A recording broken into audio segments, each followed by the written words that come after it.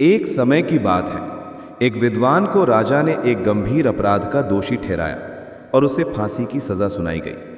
क्योंकि वो व्यक्ति बहुत विद्वान था, इसलिए राजा ने उसकी विद्वता का सम्मान करते हुए कहा कि अगर तुम मेरे एक सवाल का सही उत्तर दे दोगे तो मैं तुम्हें माफ कर दूंगा। विद्वान ने सिर झुकाकर पूछा, क्या प्रश्न है महाराज?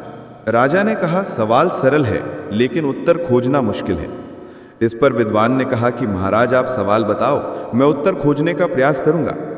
इस पर राजा ने पूछा कि बताओ स्त्री वास्तव में चाहती क्या है, यानी हर स्त्री की चाहत क्या होती है। विद्वान सोच में पड़ गया। उसने बहुत सोच विचार किया लेकिन उचित उत्तर नहीं मिल सका। तब उसने कहा कि महाराज, इस प्रश्न का उत्तर खोजने के लिए मुझे कुछ समय प्रदान कीजिए, मैं अवश्य ही उत्तर खोजकर आपको बता दूंगा। राजा ने उसे 1 साल का समय दिया और कहा कि आज से ठीक 1 साल के अंदर अगर तुम इस सवाल का जवाब नहीं बता पाए तो तुम्हें बिना कोई अवसर दिए फांसी दे दी जाएगी।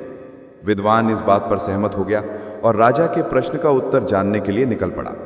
विद्वान ने पूरे राज्य में घूमकर कई ज्ञानी पंडितों, साधु संतों और सामान्य लोगों से ये सवाल पूछा, लेकिन हर कोई अलग अलग जवाब देता।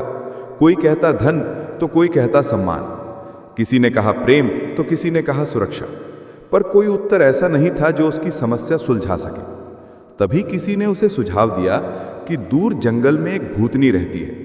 कहा जाता है कि वो हर सवाल का उत्तर जानती है। आखिरी उम्मीद के सहारे विद्वान उस भूतनी के पास पहुंचा और उससे अपना प्रश्न पूछा। भूतनी हंसी और बोली कि मैं तुम्हें इस प्रश्न का सही उत्तर बता सकती हूं, लेकिन मेरी एक शर्त है कि तुम्हें मुझसे विवाह करना होगा। विद्वान स्तब्ध रह गया, लेकिन जल्द ही उसने सोचा कि अगर सही उत्तर नहीं मिला तो मेरी जान तो वैसे भी जाएगी। क्यों ना इस भूतनी की शर्त मान ली जाए, शायद इसके उत्तर से मेरी जान बच सके।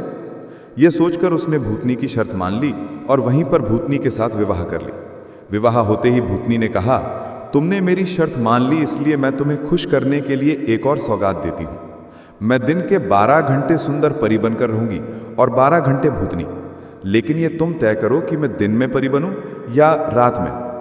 विद्वान गहरी सोच में पड़ गया। उसने एक विचार किया कि अगर ये दिन में परी बनकर रहेगी तो दुनिया देखेगी, लेकिन मेरा रातें काटना मुश्किल हो जाएगा, और अगर ये रात में परी बनी तो दिन नीरस हो जाएगा। अंत में उसने मुस्कुराते हुए कहा कि प्रिय, तुम्हें जो भी अच्छा लगे तुम वही करो, मेरी खुशी तुम्हारी मर्जी में है। विद्वान की बात सुनकर भूतनी भावुक हो गई।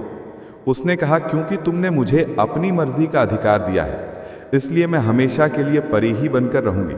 और फिर उसने विद्वान को स्त्रियों की सबसे बड़ी चाहत का उत्तर बताया।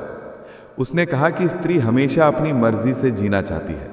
अगर उसे ये अधिकार मिल जाए तो वो हमेशा खुश और खूबसूरत बनी रहती है। विद्वान को राजा के सवाल का उत्तर मिल गया था और उसने राजा के पास जाकर उसके इस प्रश्न का उत्तर बता दिया।